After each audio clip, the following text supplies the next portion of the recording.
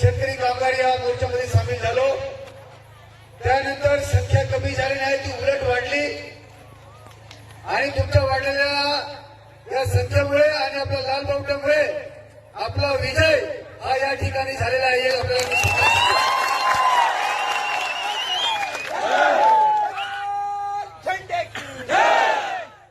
आणि हा विजय मिळवण्यामध्ये तेवढंच मोठं योगदान या ठिकाणी 19 तारखेपासून आपल्या बरोबर जो मीडिया आहे यांच्यासाठी सुद्धा जोरदार टाळ्या